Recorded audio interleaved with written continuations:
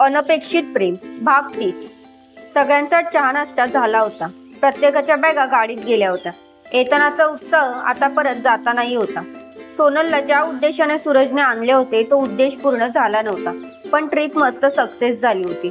सूरज तेथे आला। त्याच्या हातात काही बॉक्सेस होते। त्याने सगळ्यांना हॉलमध्ये बोलावले आणि त्याने हातातला एक बॉक्स किरणला दिला।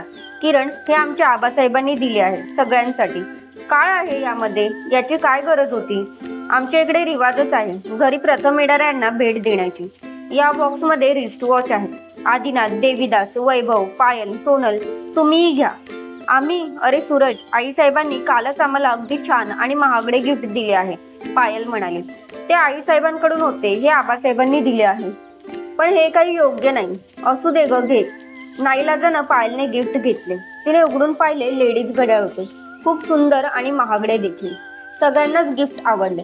जर तुमच्याकडे कोणी येणार म्हणजे येणाऱ्यांची चंगळच, देवीदास म्हणाला। तसे नाही रे, आमच्या इकडे गिफ्ट देण्याची पद्धतच आहे। म्हणून एवढे महागातले घड्याळ द्यायचे? मला माहिती आहे हे एक घड्याळ 5,000पेक्षा कमी नाही। असू दे रे, इथे किंमत महत्वाची नाही, ज्या भावनेने हे गिफ्ट दिले ती भावना महत्वाची। सूरज, हे घड्याळ या गावात चांगला काळ घालविला याची सदैव आठवण देईल, वैभव म्हणाला। होय रे, ट्रिप एकदम मस्तच झाली, देवीदास म्हणाला। वेळ करू नका, निघा आता। मी वाड्यावर जाऊन सगळ्यांना भेटून येते, पायल म्हणाली। आम्ही येतो। सगळे मिळून वाड्यावर आले। पुढच्या सोप्यात आबासाहेब होते। एक एक करून सगळ्यांनी आबासाहेबांना नमस्कार केला। घड्याळ आवडल्याचे आवर्जून सांगितले। पायल आणि सोनल आत गेल्या। आईसाहेबांना भेटल्या। आईसाहेब, आम्ही निघतो, तुम्ही सगळे लग्नाला आले पाहिजे, म्हणत तिने वाकून नमस्कार केला। नक्की येऊ तुमच्या लग्नाला। आईसाहेब, काल तुम्ही आम्हाला गिफ्ट दिली होती, मग आज पुन्हा का? सगळ्यांमध्ये तुम्ही दोघेही येता म्हणून। आवडले घड्याळ, खूप छान आहे। तुम्हाला आवडले यातच आम्हाला आनंद आहे। अक्कासाहेब कुठे आहेत? गाडीमध्ये तुम्हाला खाण्यासाठी द्यायचे आहे ते पॅक करतात। आणि दादासाहेब? ते आज तिकडून आले आणि आवरून लगेचच बाहेर पडले। आम्हाला कोणाला न भेटताच गेले ते, पायल म्हणाली। अगं, काही काम असेल। पायलला कुठे माहिती होते काय झाले ते। महेंद्रसिंह आपल्याला निघताना भेटला नाही याचे तिला खूप वाईट वाटले। तो भेटायला पाहिजे होता। तिचे मन खट्टू झाले। ती अक्कासाहेबांना भेटायला गेली। अक्कासाहेबांचे काम आवरलेच होते।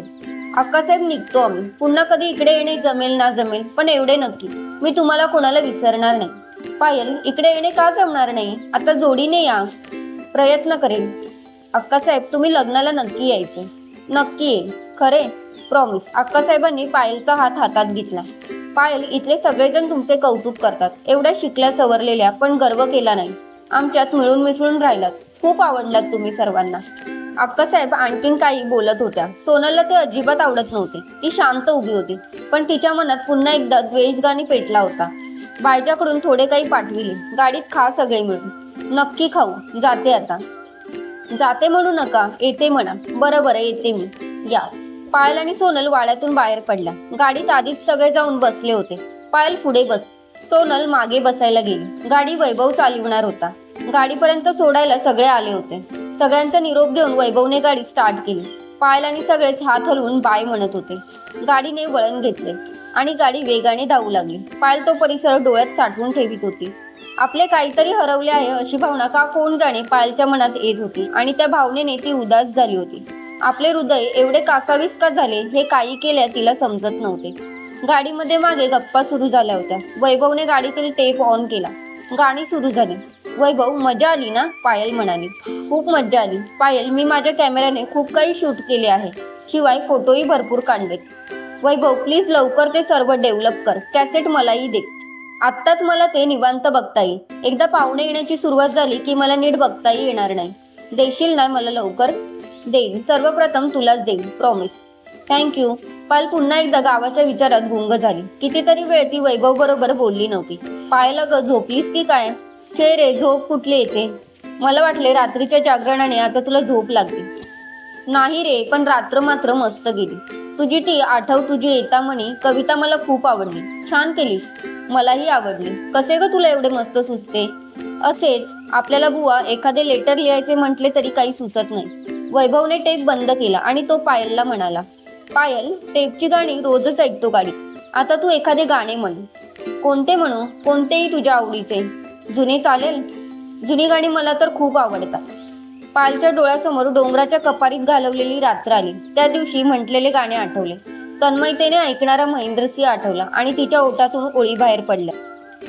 सुहाना सफर और ये मौसम हसी, सुहाना सफर और ये मौसम हसी, हमें डर है हम खो न जाए कहीं, सुहाना सफर और ये मौसम हसी.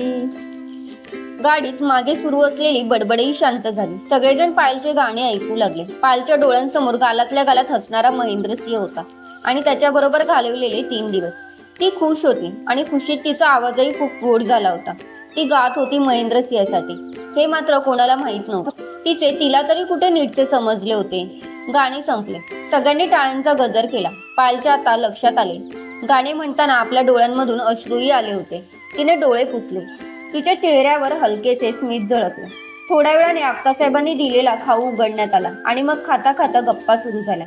वेळ कसा जात होता समजतही नव्हते. दुपारी जेवणासाठी एका हॉटेलसमोर वैभवने गाडी उभी केली. सगळे जण जेवले. पुन्हा निघताना देवीदास गाडी चालवायला बसला. त्याच्या जोडीला किरण पुढे आला. पायल मागे गप्पा मारायला आली होती. अंधार होता होता गाडी पायलच्या घरासमोर थांबली. चहा घेण्यासाठी सगळेच उतरले. पायलच्या घरी सर्वांचे आस्थेने स्वागत झाले. पायलने आधी फोन करून कळविले होते म्हणून तिच्या आईने सर्वांसाठी दहीवडे आणि उपीट केले होते. सगळे खाऊ लागले. पायलच्या आईने प्रश्न केला, कशी झाली ट्रीप? मस्त. प्रत्येकाने हेच उत्तर दिले. मावशी, ट्रीप छान झाली, पण तुमच्या पायलने आम्हाला खूप त्रास दिला. वैभव म्हणाला, मी कसला त्रास दिला? ते 3 दिवस आमचे काय झाले हे आम्हालाच माहिती. कसले 3 दिवस? पायलच्या आईने विचारले. आई, ती मोठी स्टोरी आहे, तुला निवांत सांगेन. मोठी आणि कठीणही, किरण म्हणाला. कठीण म्हणजे एकदम खतरनाक, देवीदास म्हणाला. मावशी, देवाचे आभार म्हणा, पायल सुरक्षित आली म्हणून, वैभव म्हणाला. म्हणजे एवढे काय घडले होते? पायलच्या आईने प्रश्न केला. मावशी, त्यावेळी तुम्ही तेथे असता तर हार्ट अटॅक आला असता, सोनल म्हणाली. ए गाईज, आता पुरे तुमचं सस्पेन्स. मी आईला नंतर सगळं सविस्तरपणे सांगणार आहे. मला तर भारी उत्सुकता लागली आहे सस्पेन्स ऐकण्याची, पायलची आई म्हणाली. मावशी, आम्ही निघतो, असे म्हणत सगळ्यांनी रजा घेतली. पायल, काय झाले होते ग? त्यांनी काळजीने विचारले. आई आत्ताच आली, फ्रेश होते, विश्रांती घेते. पप्पा, दादा आल्यानंतर तुम्हा तिघांना एकदमच सांगते. ठीक आहे. आई, कपड्यांची खरेदी झाली? तू नव्हतीस म्हणून तुझा शालू सोडून बाकी सगळी खरेदी केली. बरे झाले, शालू काय कधी पण आणता येईल. कपड्यांची मोठी खरेदी होती. मिळाल्या तुला हव्या तशा सगळ्या साड्या? होय ग, साड्या छान मिळाल्या.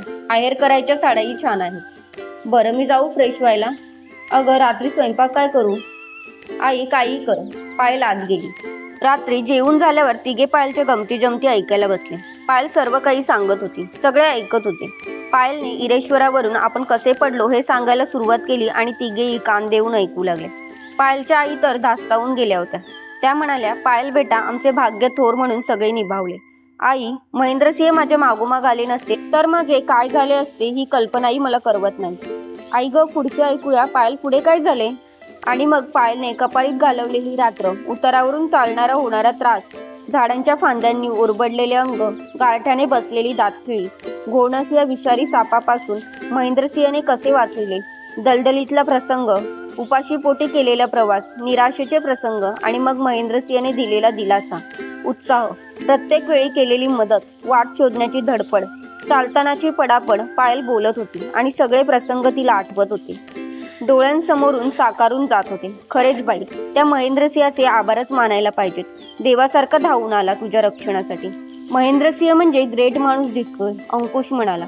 महेंद्रसिंहाला एकदा भेटायला पाहिजे, ज्याने माझ्या मुलीला एकदा नव्हे तर कित्येक वेळा जीवदान दिले आहे, पायलचे पप्पा म्हणाले. पप्पा, आता मी जे जीवन जगते ते निव्वळ त्यांच्याचमुळे. सगळे ऐकून अंगावर अक्षरशः काटा उभा राहिला. शहारत पायलची आई म्हणाली. संकटे म्हणजे काय? त्यामुळे येणारा थरार म्हणजे काय? स्वतःच्या डोळ्याने मरण बघणे म्हणजे काय? संकटावर कशी मात करायची हे सगळे अनुभव तुला तुझ्या या ट्रीपमुळे आले तर? होय पप्पा, या ट्रीपमुळे मी खूप काही शिकले आणि आजपर्यंतच्या आयुष्यात जे अनुभवले नव्हते तेही अनुभवले.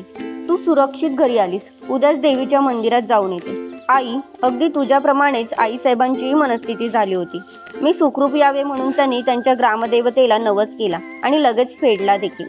सूरजची आई अगदी मायाळू दिसते. होय ग, खूप चांगल्या आहेत त्या. दुसऱ्याच दिवशी माझा पाय मुरगळला होता, त्यांच्याचमुळे तो ठीक झाला, म्हणत पायलने तो किस्साही सांगितला. आई, आता उद्यासाठी थोडी बोलणी ठेवूया, मला झोप येते. काल रात्री आम्ही कोणी अगदी मिनिटभर देखील झोपलो नव्हतो. का ग? अगं पूर्ण रात्र गप्पा, गाण्यांच्या भेंड्या, चिट्ट्या टाकून आणि इतर बरेच गेम खेळलो. मस्त धमाल केली आणि आजचा दिवस प्रवासात. त्यामुळे आता झोपावे वाटते. त्याच्या आधी विश्रांती मिळाली नसणार. नाही ना पप्पा, विश्रांती नव्हतीच मिळाली. जंगलातून आलो रात्री आणि दुसऱ्या दिवसापासून जत्रा. मग काय पुन्हा धम्माल गंमत. पायल हसत म्हणाली. बरे तर उठा, तिला झोपू दे, अंकुश म्हणाला. आणि मग सगळे झोपायला गेले. त्या रात्रीही पायल निवांत झोपू शकली नाही. तिला जंगलातले प्रसंग पुन्हा पुन्हा स्वप्नात दिसत होते आणि ती स्वप्नात महेंद्रसिंहला हाक मारित होती, त्याचा आधार घेत होती. महेंद्रसिंहने तिची स्वप्ने काबीज केली होती, हेच खरे. श्रोतहो, या कथेचा पुढचा भाग पाहण्यासाठी खाली दिलेल्या लिंकवर क्लिक करा. इथे तुम्हाला पुढचा भाग मिळून जाईल. तसेच चॅनलवर नवीन असाल तर चॅनलला सबस्क्राईब करा आणि पुढील व्हिडिओचे नोटिफिकेशन त्वरित मिळण्यासाठी बेल बटन ऑन करा. कथा आवडली असल्यास लाईक, शेअर आणि कमेंट करा. तुमचा प्रतिसाद आमच्यासाठी खूप महत्त्वपूर्ण आहे.